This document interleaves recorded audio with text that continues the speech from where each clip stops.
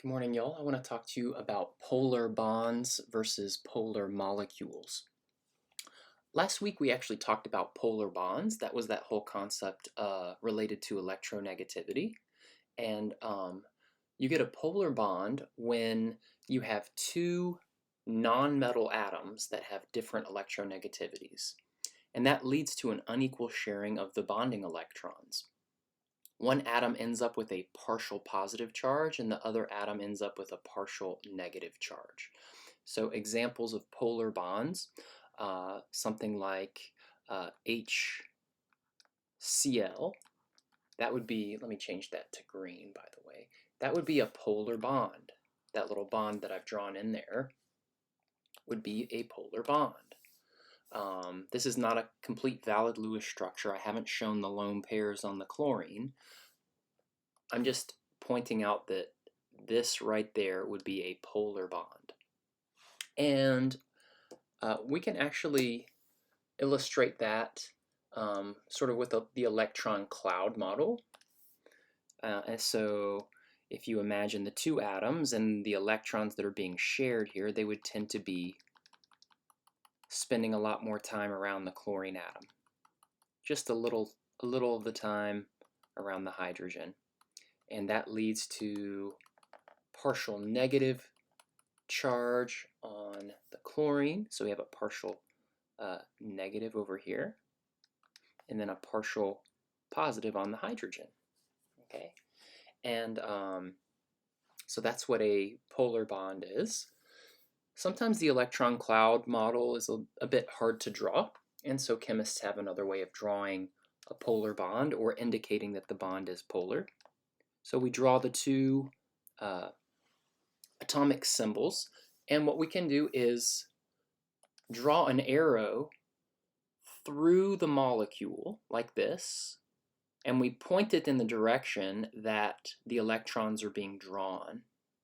And on the positive side of the molecule, which would be the hydrogen, we put a little tick mark like that. Okay, and so that's to tell us that the electrons are being drawn this direction. So again, over here, that's the partially negative end of this bond, and this is the partially positive end of the bond. The little tick mark reminds you that that's the positive end, and it's pointing towards the negative end. This arrow has a special name. It's called a dipole moment. Dipole means there are two poles, a positive pole and a negative pole. And the word moment seems like a weird word to use.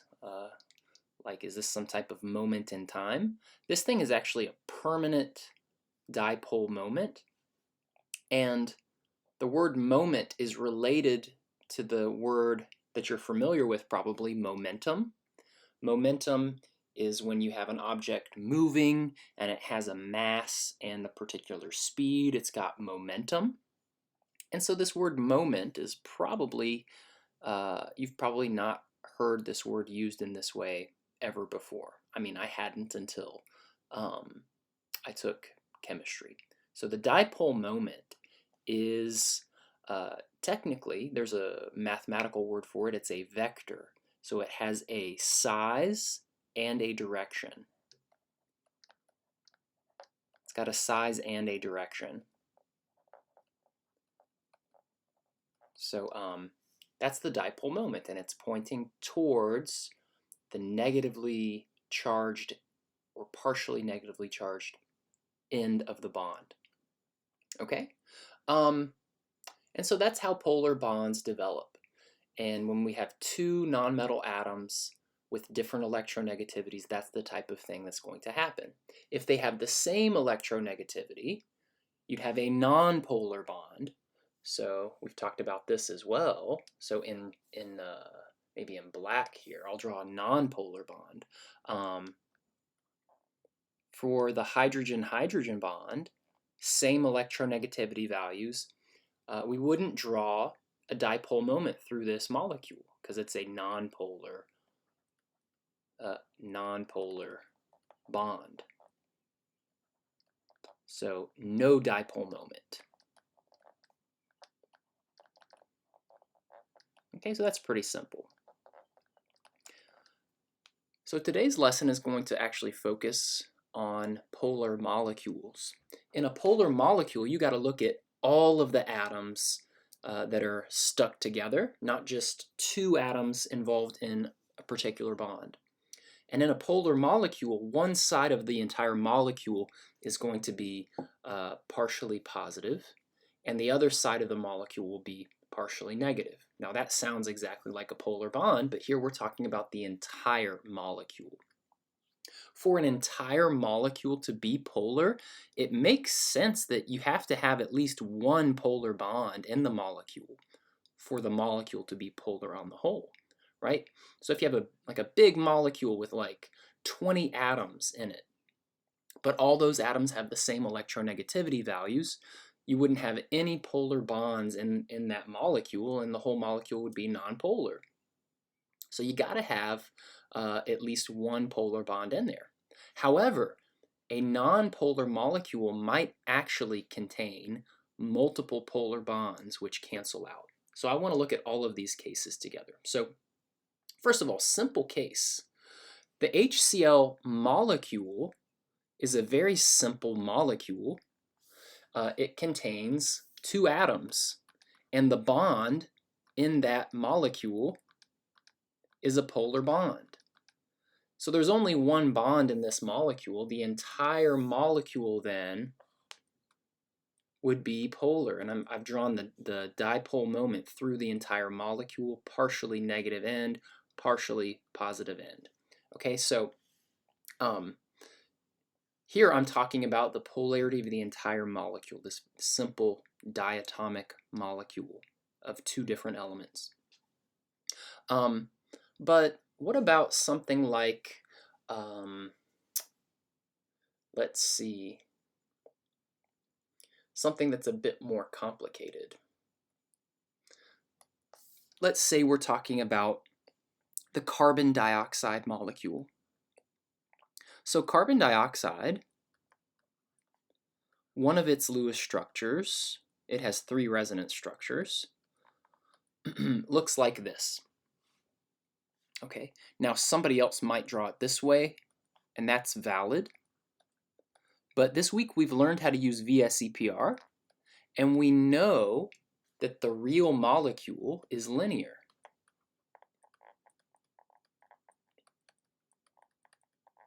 Okay, it's got linear parent geometry. There are 2 effective pairs of electrons around the central atom. And so this molecule is linear. Now that actually is going to matter a lot for determining whether it's a polar or a nonpolar molecule. Each one of these bonds, I'm going to circle them in red. Each one of these bonds here, okay, so again, if it was like bent for a moment, those electron pairs would repel, and we know that the real molecule is linear. Okay, so let's focus on the linear one right here. Each one of these bonds, there's 2 bonds, 2 double bonds in this molecule. Each one of these double bonds in the carbon dioxide molecule right here is a polar bond. And so let's draw the dipole moments that exist in this molecule. So carbon is in the middle. And again, this is not a Lewis structure. This is to just draw the bonds individually. We've got an oxygen atom over here and another oxygen atom over here. And each one of these bonds is actually a polar bond. Right here, oxygen is more electronegative than carbon. Do you remember that concept of electronegativity? If we look back at this chart that we kind of talked through the other day, we can follow that trend along the periodic table. As we go up and as we go to the right, elements get more and more electronegative. Oxygen is more electronegative than carbon. And so that double bond here would be a polar covalent bond. okay? And so if you're just focused on that bond, you could say, this would be a partially negative end of that bond, and this would be a partially positive end on that bond. Okay, but in the carbon dioxide molecule, there is another bond, and it's exactly opposite to the first bond. This dipole moment points towards the other oxygen because, again, it's more electronegative than carbon. And so we have a linear molecule, two effective pairs of electrons that repel, and you get a linear shape. And the two bonds are both pointing outward, and they have the same size, completely opposite direction. Okay, and so imagine you're in a tug of war with two teams that are equally strong, right? Imagine this is like a tug of war and you've got like a rope, right? And maybe sometimes in tug of war they put a knot in the middle of the rope. And so you've got part of the rope going off that way, part of the rope going off that way. And these teams are pulling on the rope. Is the rope going to move anywhere? No. So in the same way, these two vectors, things with direction and magnitude, are canceling one another out. They have the exact same strength of polarity, and they're pointing in opposite directions. And we know that because this is a linear molecule, according to VSEPR. So therefore, we can conclude that there is no net dipole moment. Okay, I just used a word net. And we've talked about that word in this class before when we looked at the net ionic equation for a precipitation reaction or an acid-base reaction. Net means what's the bottom line? What happens at the end of several steps or something like that? What's actually happening? And what's actually happening in the carbon dioxide molecule is it's nonpolar. There is no dipole moment that results. Even though there are two individual dipole moments inside the molecule for each of the bonds, they cancel one another out, and you're left with a nonpolar molecule. Okay, so carbon dioxide is linear, and it's also nonpolar. Okay, so it's linear and nonpolar. All right, to finish up here, let's look at the water molecule. It turns out the water molecule is a polar molecule. H2O is a polar molecule. So H2O is going to be polar, actually. And let me make this blue because that's basically, we're talking about polar molecules here. Okay, so bluish structure for water. Oxygen in the middle. Come on. And we have two lone pairs on the oxygen atom and the two hydrogens attached. Okay, now we have two polar bonds within this molecule. Each one of these bonds is polar towards the oxygen. So this is a polar bond pointing in towards the oxygen. And so we get kind of a partial negative here and a partial positive on the hydrogen. And this is also a polar bond. Oxygen is more electronegative than hydrogen. And so we're getting more negative here and more positive here. Now, based off of what I was saying about carbon dioxide, you might think, well, this looks kind of like the same thing, just backwards. Maybe these two dipole moments will cancel. So do they cancel out? Okay, because it looks like they're pointing in perfectly opposite directions. And they are the same size, so maybe they cancel out. But to decide whether they cancel out, you have to consider the shape. What's the shape of this molecule? And water is not a linear molecule. It is a bent molecule. Okay, so water is bent because it's got tetrahedral parent geometry. There are two lone pairs on the water molecule, on the central atom, and then there are 2 bonds going to the hydrogen atoms. Okay, so remember, there is a bent configuration under the parent geometry of tetrahedral, and this is called bent. And we know that it's bent because, look, in the Lewis structure for water, we have 4 effective pairs of electrons around the central oxygen atom. 2 lone pairs, 2 bonding pairs. So we are in tetrahedral parent geometry, and since there's 2 lone pairs, it must be a bent molecule. The bond angle in here is about 109.5. It is not 180 degrees. Now in honors chemistry, we actually talked about we can do a little bit better on that bond angle. So if you're in honors chemistry, remember the bond angle that we've talked about. It's actually a little less than 109.5 because of these lone pairs. But for regular chem, it's about 109.5. Okay, so the real water molecule is bent. And that angle in there is approximately 109.5. Okay, so that's important because these dipole moments are not exactly opposite from each other. They're both pointing sort of at an angle onto the oxygen. And so as a result, the dipole moments don't cancel. These dipole moments add up. Okay, so I mentioned that these dipole moments are things called vectors. Vectors have a direction and a magnitude. And when you add vectors together, you have to imagine something like a tug of war or things pushing. And to help you think about what's happening here, imagine you wake up one morning and you look out your front window here during the quarantine, and there's this big boulder that somebody has put in your yard. That's supposed to be a boulder. It looks like a cloud, but there's a big boulder that somebody has put in your yard. You're like, what is that doing there? And it's like blocking your sidewalk. Somebody just pranked you with a boulder.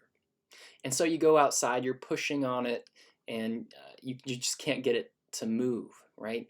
And so then your identical twin, pretend you have an identical twin, comes out and you both start pushing on this boulder. You're both equally strong and you're both kind of pushing on it like this. Which direction is the boulder going to move? It's going to move this way, okay? And that's because you're both kind of pushing in on it, but you're also both pushing out on it. And so it's going to move this direction. So in the water molecule, these 2 dipole moments add up to give you a net dipole moment. And so you end up with a partially negative end of the water molecule over here on the oxygen side. And then down over here on the hydrogen's side, you've got partially positive electron density. Okay, so the electrons are being drawn over to this side of the molecule, and it leaves behind the protons over here, and so we get a little bit of positive charge. So we have a net dipole moment. And what that means is water is a polar molecule. So water, in contrast to carbon dioxide, water is bent and polar. It contains 2 polar bonds that add up because they're not pointing in exactly opposite directions. They're both pointing upward in a sense, the way that I've drawn it here. So that's the whole idea. So to summarize, last week we learned about polar bonds, but here we need to apply that knowledge to an entire molecule. You got to consider whether or not your molecule has polar bonds in it. And if it doesn't, it's going to be a nonpolar molecule. And if it does have polar bonds, then you have to consider also the shape of the molecule. The shape is really going to determine whether or not you end up with something that's nonpolar, like in carbon dioxide, which is linear, or in the water molecule, which once you apply VSEPR, you can see that it's a bent molecule and the dipole moments add up. So to finish up for today, let's have a look at this page in your packet and try to answer a few of these questions about whether or not the molecules are polar or non-polar. Okay, so in diatomic nitrogen, okay, we have a Lewis structure, we could look at from earlier, and maybe that's a good idea. Back up here for the shapes of molecules. It's linear. Okay, but more importantly, it does not contain a polar bond. Nitrogen has the same electronegativity as nitrogen. So there's no dipole moment at all. And since there's no dipole moment present, there's no dipole moments present at all. This is a non-polar molecule. Simple. Okay, in contrast, HF. HF just consists of two atoms, and its Lewis structure is up here. Of course, it's linear.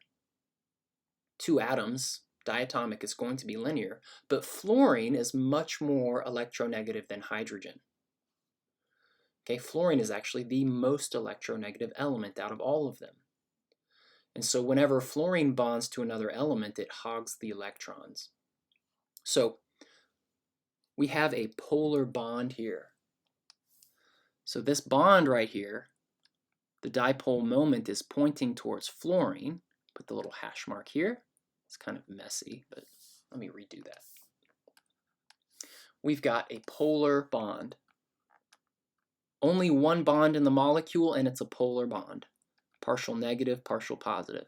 So for that reason, it's a polar molecule. Has to be. There's no other bonds in there that could cancel that one out. Okay? Water we just went through, carbon dioxide we just went through. Okay? And so just for today, for practice, I would like for you to answer this one, and this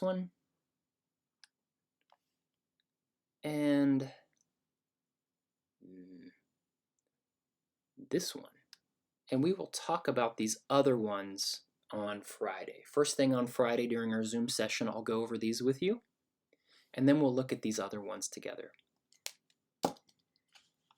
See you tomorrow.